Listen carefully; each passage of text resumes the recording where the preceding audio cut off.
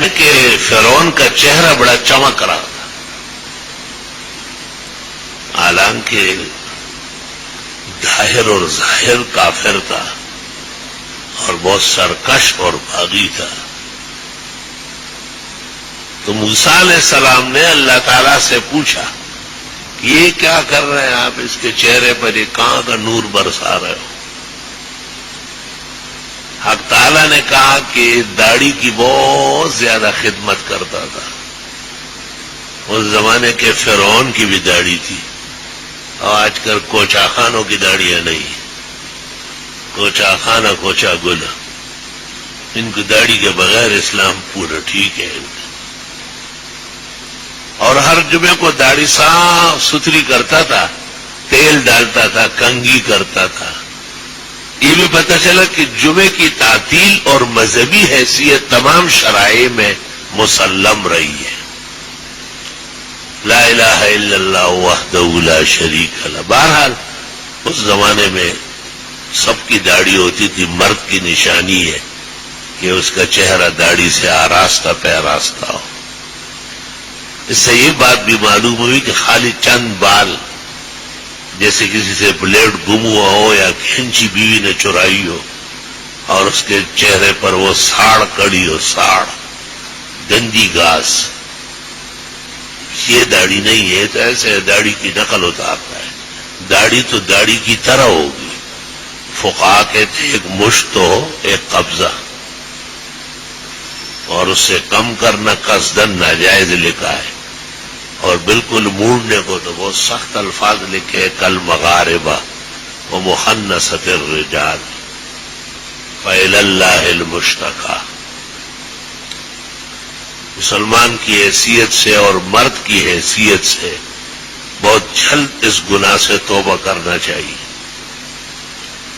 اور اب تو ایک اور تماشا بن گیا، حج سے آ جاتے ہیں اور جتنے کوتی تیوتے آن کلوتی، کوتا جیسا گیا ہے اسی طرح کوتا واپس آ گیا ہے، داڑھی کی ضرورت ہی نہیں۔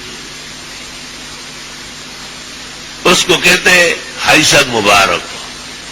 کیسے مبارک؟ مبارک مانا قبول، اللہ تعالیٰ آپ کی عبادت قبول کرے۔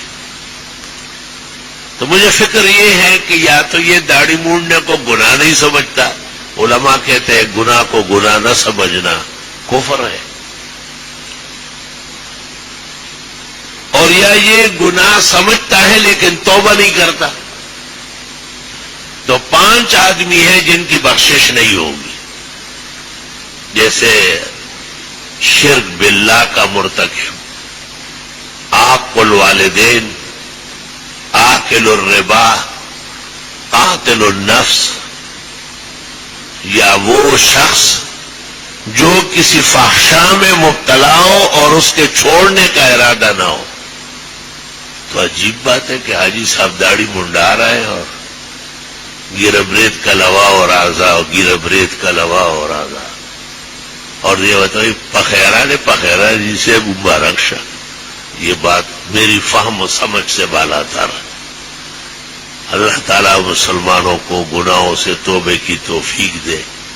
اور کتنے افسوس کی بات ہے کہ اتنے بڑے مقام پر، جس سے بڑا مقام آسمان کے نیچے زمین کے اوپر اسلام میں نہیں ہے، آخری عظیم رکن 5واں حج وہی ادا ہوتا ہے،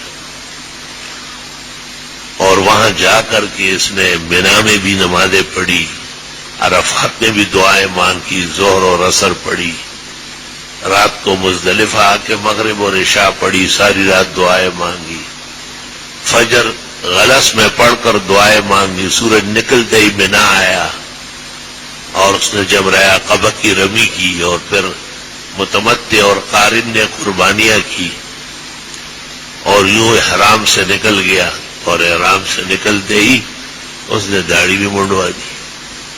یہ بہت افسوسناک بات ہے کہ مسلمان ٹس سے مس نہیں ہو رہا ہے۔ ہاں، وہ کسی نے کہا ہے نا کہ مکہ گئے، مدینہ گئے، قدس بھی گئے، جیسے گئے تھے گھوم پھر کے ویسے آ گئے۔ عجیب معاشرہ ہے کہ بھائی بیٹا داڑھی رکھے، ماں باپ کو تکلیف پہنچتی ہے. نمازیں پڑھنے لگے، یار یہ تو ابھی سے مولوی ہو گیا. مولوی ہونا آسان کام ہے. جنہیں آپ دیکھتے ان میں ایک بھی مولوی نہیں ہوتا، کو مولوی ہونے کی ہوا ہی نہیں لیتی.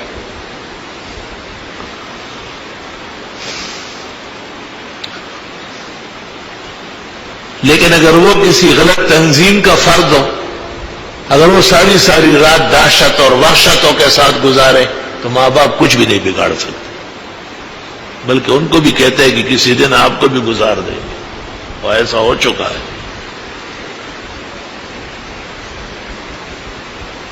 اس لیے ہمارے بھائیوں کو اور دوستوں کو دین کا ساتھ دینا چاہیے اور اللہ سے دعا کرنا چاہیے کہ وہ غلط کاروں سے بچے، ناکار عناصر سے بچے، خواہ وہ گھر کے ہو یا باہر کے ہو.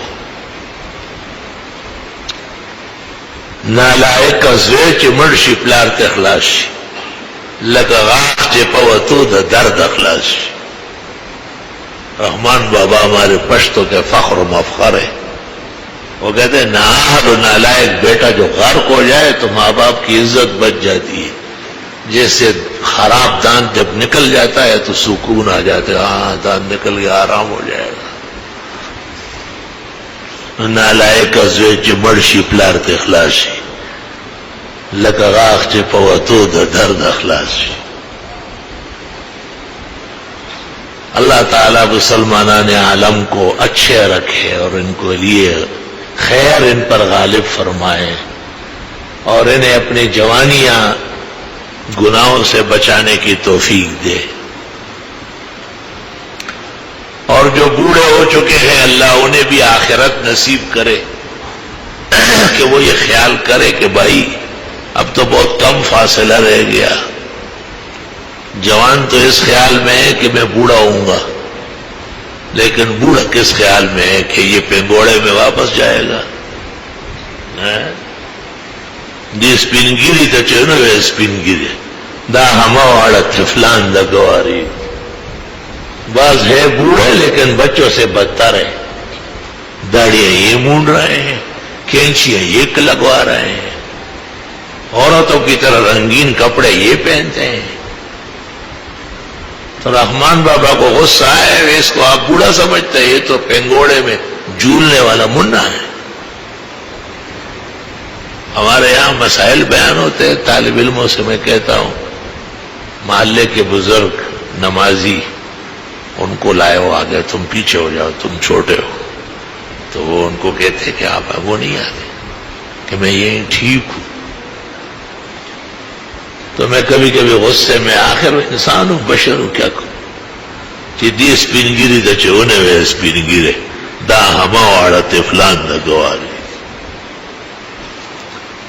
اللہ تعالی ہمارے بزرگوں کو سفید ریشوں کو قائم دائم رکھے اور انہیں اپنے بزرگی کا خیال نصیب فرمائے.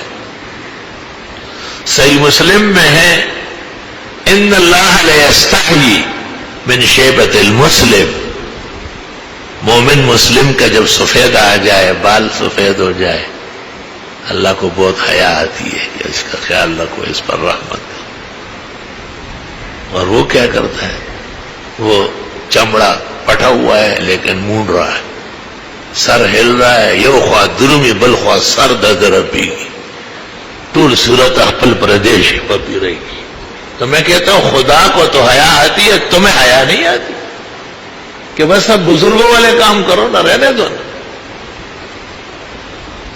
یہ مسائل تلخ ہے اس لیے مولوی بیان نہیں کرتے، لیکن تلخ استاذ، تلخ معلم، تلخ بیان وہ شیرینی پیدا کرتا ہے. دارو کی طبیب سمر می فرمائے، جو علاج ڈاکٹر تجویز کرتا ہے وہ تلخ ہے. وہی نفس حریص شکر می خواہد، اور یہ لالچی نفس یہ تو میٹھا خور ہے. آرام آرام بھی اچھے، میں بھی اچھے، سب اچھے. تو برا کون ہے؟ یہ برائی جو ہو رہی ہے قرآن پاک کہتا ہے سود خور، چور، زانی، بد چلن، یہ ان کو سنائے تاکہ ان میں احتیاط پیدا ہو جائے. ان کو خیال رکھنا چاہیے. وہ میرے پاس ایک بزرگ ڈاکٹر آتے تھے، بہت اچھے آدمی تھے، پتہ نہیں اب کہاں ہیں، اور ان کے بیٹے نمبر سے ڈاکٹر ہو رہے تھے، لیکن عجیب بات تھی کہ جب ان کو اعلیٰ قسم کا درجہ مل جاتا تھا نا، سرٹیفکیٹ، تو اس دن وہ بیمار ہو جاتے. اللہ جانے کسی نظر کا دخل، کیا مصیبت. تو یہاں بھی دم درود کے لیے لوگ آتے ہیں. میرے پاس کئی قسم کے دم درود ہیں. یہ جو ممبر پہ ہے سب سے طاقتور ہے. واہ، چوفو سے کام نہیں بنے گا، صحیح مسائل سے کام بنے گا. تو ڈاکٹر سے بڑے بھی بیٹھے تھے، اس کے 2-3 بیٹے بھی وہ بالکل اس طرح سن ہو چکے تھے. اور تو میری ایک بچی تھی، اب تو بڑی الحمدللہ شادی شدہ ہے، وہ میرے پاس آئی اور مجھے کہا کہ داماشمان کم جائے رہا گی. وہ جس کی داڑھی نہیں ہوتی تھی اس کو سمجھتی تھی کہ یہ منا ہے. یہ چھوٹے بچے کہاں سے آئے؟ میں نے کہا یہ ادھر گلشن اقبال میں بادلوں سے نیچے گر گئے، پہلے یہ باپ گرا ہے پھر یہ. انہوں نے کہا یہ میں منی کی. میں نے کہا چھوڑو، تم کیا سنو گے؟ کہ نہیں. میں نے کہا جس کسی کے چہرے پہ داڑھی نہ ہو، یہ میری بیٹی اس سمجھتی ہے کہ یہ ننھا منا ہے، بچہ ہے، معصوم ہے. یقین کر لو کہ اوپ کیا اس نے، داڑیاں رکھ لی. الحمدللہ انہیں صحت دے جہاں کہیں ہو، اللہ انہیں خوش رکھے. میں شکر گزار و ممنون ہوں کہ انہوں نے. بچے تو بچے ہی ہوتے ہیں. اسی بچی نے مجھے ایک دفعہ کہا کہ آپ کی بھی داڑھی ہے، مزمل چاچا کی بھی ہے، منصور کی بھی ہے، میری نہیں ہے اور میری امی کی نہیں ہے. یہ کیوں؟ میں نے کہا اللہ تعالیٰ نے اس طرح نظام بنایا ہے کہ مرد کی داڑھی ہوتی ہے، عورت کی نہیں ہوتی.